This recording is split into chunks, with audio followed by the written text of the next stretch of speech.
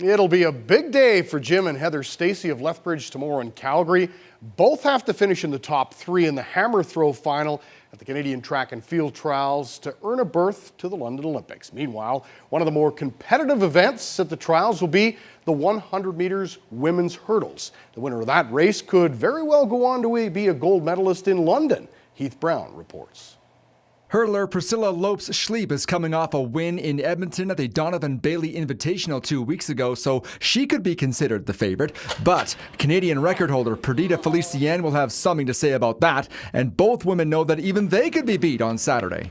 I mean, essentially to be the best in Canada is synonymous with being one of the best in the world, right? So it's not like any of us are slouches. We're all world ranked and world class. So to come here into a competition like this and to know that the three women that go to London are essentially three women that can be on the podium is an exciting venture, but we have to get through the gauntlet, which is the trials first. To come back this year, get my A standards the first couple races, and then know that hey, I still have this in my gut. I can do this. So just to go out there and enjoy the rest of the ride. Lopes-Schleep had a baby last year, and the 2008 Olympic bronze medalist has all of the inspiration she needs for London in the form of her daughter. If I can go out there and be a great role model for my daughter and all the other kids who are out there who have dreams, who just have that desire to go out there and compete and get better and whatever it is that you do in your life, just to say I did something different and I made a difference in the world, is definitely a huge, for me, a huge honor. Felicienne is a 10-time national champion and a 2-time world champion. She's been racing for a long time. I think for me, I love it, and there's a curiosity in me to see how good I can be, to see how far I can go. The minute it gets boring for me, I'm going to hang up my spikes. It's getting to the point now where my body's starting to say, okay, I think we need to find something a little less demanding to do. But right now, mentally, I'm still in it, and I still love it, and I think that's the biggest thing.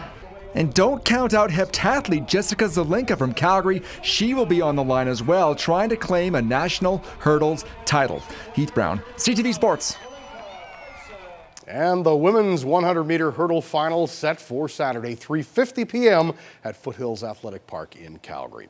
It's Pack the Park night at Spitz Stadium tonight. The Lethbridge Bulls up against Medicine Hat. Now, last night, the Bulls pounded the Mavericks 14-2. Game time is 7:05. Corey Sarich isn't going anywhere. The Flames have signed the rugged defenseman to a 2-year contract today. The contract will pay Sarich $2 million per season. Sarich isn't the fastest defenseman, but he's a big hitter, and he'll take away time and space from opposing teams. Sarich was set to become an unrestricted free agent on Sunday, but decided Calgary was the best fit. Flames also signed forwards Lee Stempniak and Blair Jones to 2-year contracts. And Stampeders defensive lineman Charleston Hughes wasn't too pleased about being left off the TSN Top 50 list. And Hughes has this message for quarterbacks in the league this season. Beware of the rest of them. Don't worry about me. I'm only 51.